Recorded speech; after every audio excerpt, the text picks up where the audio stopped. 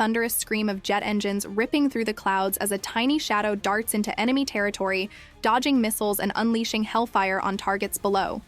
Could this pint-sized powerhouse really be the unsung hero that turned the tide in brutal wars, or is there a hidden flaw that nearly doomed it forever? Buckle up, aviation enthusiasts, because on Defense Digest, we're diving headfirst into the adrenaline-pumping legend of the Douglas A-4 Skyhawk, the U.S. Navy's lightweight attack jet that defied all odds to become a Vietnam icon and global warrior.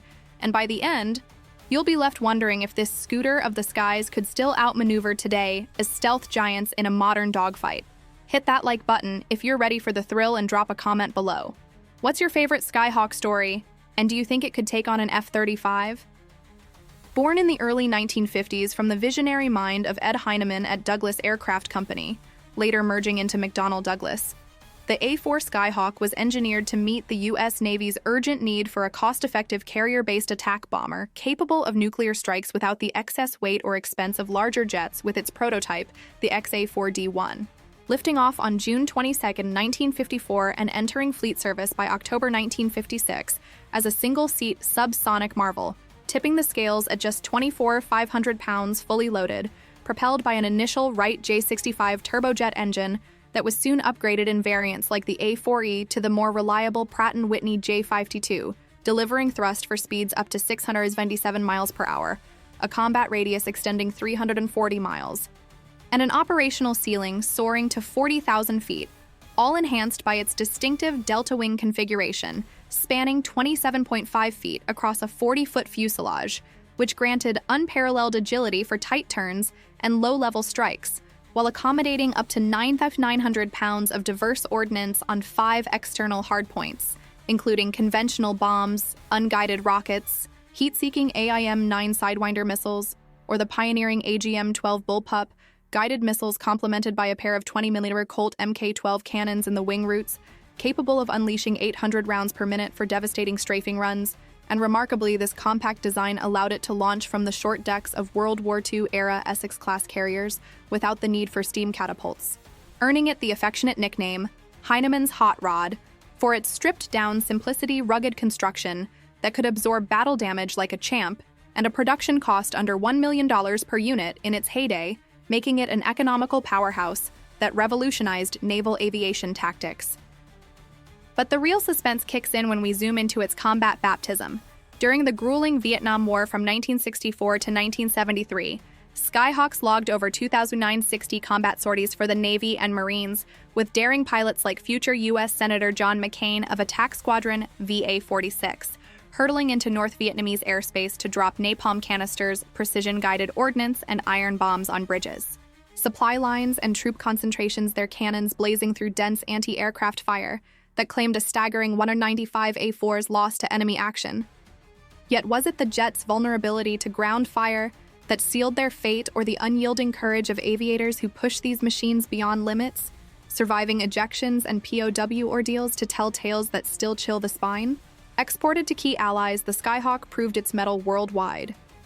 In Israel's hands during the 1973 Yom Kippur War, it executed lightning low-level attacks on Egyptian armor, evading SAMs with its nimble handling.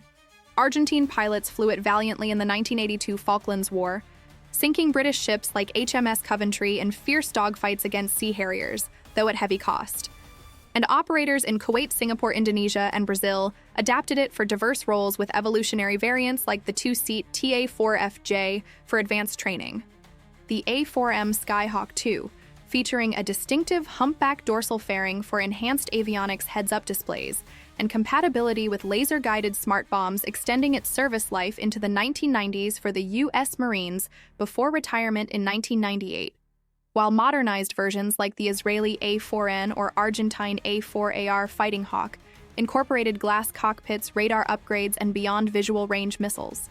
And even today in 2025, private defense contractors such as Canada's top aces and US-based Draken International maintain fleets of refurbished A4s for adversary air training, pitting them against fifth-generation fighters like the F-35 in realistic simulations where their low radar cross-section and supersonic dash capabilities still surprise trainees.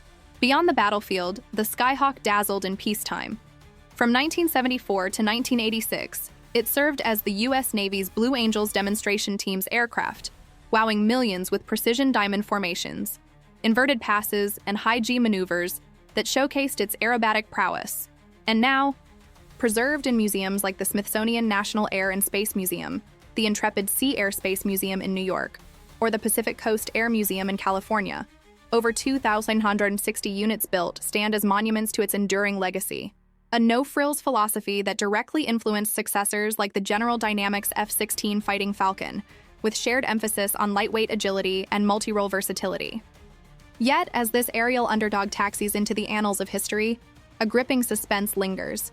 What classified nuclear missions from the Cold War might declassified documents soon expose, potentially revealing how close the Skyhawk came to Armageddon. And in an era dominated by unmanned drones and AI-piloted swarms, could a revived, hypersonic version of this classic ever return to reclaim the skies with human heroism at the helm? Share your thoughts in the comments. If you could fly any historical jet, would it be the A-4, and why, stealth or speed? Subscribe to Defense Digest for more pulse-pounding uncovers on the titans of the air. Smash that notification bell so you never miss a takeoff, because the next shocking aviation secret could rewrite everything we know about the wild blue yonder. Stay tuned or risk being left grounded.